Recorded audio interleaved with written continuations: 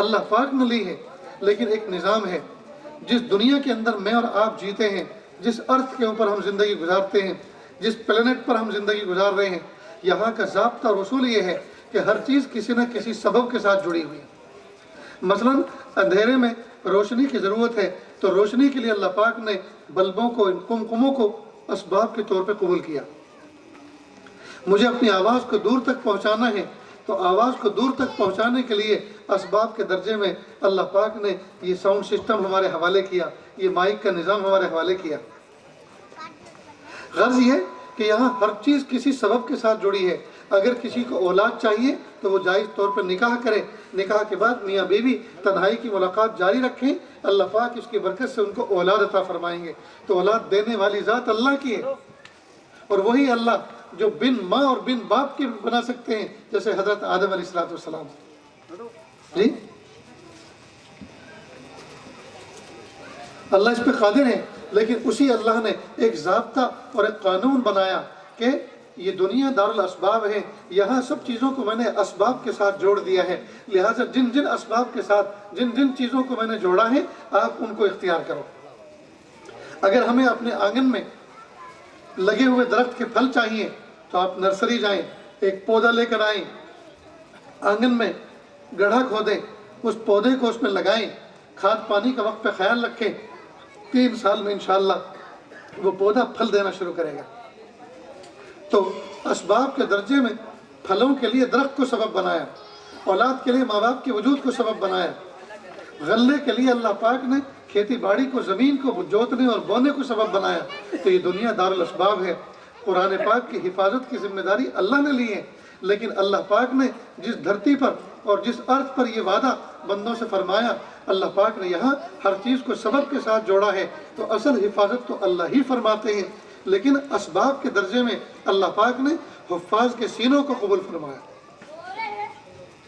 حفاظ کے سینوں کو قبول فرمایا۔ لہٰذا میں کہا کرتا ہوں، جو بچے اور بچیاں قرآن پاک کو اپنے سینوں میں محفوظ کرتے ہیں، ان سے زیادہ خوبصورت، ان سے زیادہ ذہین بچے اور بچیاں شہر حیدرآباد میں بھرے پڑے ہیں۔ لیکن اللہ پاک نے ان کا انتخاب نہیں کیا قرآن پاک کی حفاظت کے لیے، بلکہ ان معصوم بچوں کا انتخاب کیا جو بچے آج کی اس مجلس میں قرآن پاک کی تکمیل کیے ہیں۔ تو یہ بچیاں یہ صرف اپنے ماں باپ کی اولاد ہی نہیں ہیں، بلکہ ان کے ساتھ ایک بھاری نسبت یہ لگی ہوئی ہے کہ یہ اللہ کا منتخب ہے، اللہ کا انتخاب ہے، یہ اللہ کی سلیکٹڈ ہیں۔ اللہ پاک نے ان کو چنا ہے اپنے کلام پاک کی حفاظت کے لیے۔ اب یہاں ذرا میں اپنے سبق کے طور پر ایک بات سمجھانے کی کوشش کرتا ہوں، آپ اس کو ذرا ایسے سمجھیں۔ قرآن پاک کی جو حفاظت کا نظام ہے، آپ ایسے سمجھیں، ایک آدمی سلم ایریے سے، غریب آدمی سائیکل چلا کے شہر میں جاتا ہے اور کسی فیکٹری کمپنی میں کام کرتا ہے۔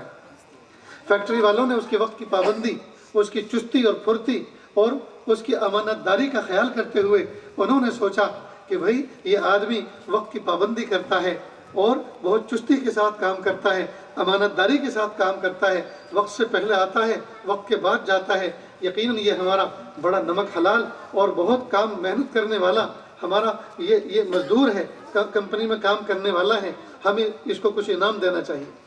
چنانچہ کمپنی کا مالک باپ اپنے بچوں سے مشورہ کرتا ہے کہ ابا اس کو 1 لاکھ روپے کا چیک دے دیتے ہیں۔ اور وہ دوسرے دن جیسے وہ آتے ہیں، ان کو آفس بلاتے ہیں، ہاتھوں میں پھولوں کا گلدستہ، ہاتھ میں مٹھائی کا ایک ڈبہ اور ایک لفافہ دیتے ہیں کہ یہ 1 لاکھ روپے کا چیک ہے، ہم آپ کو خوش ہو کر، آپ کی کارکردگی کے اوپر خوش ہو کر ہم آپ کو گفٹ اور انعام پیش کرتے ہیں۔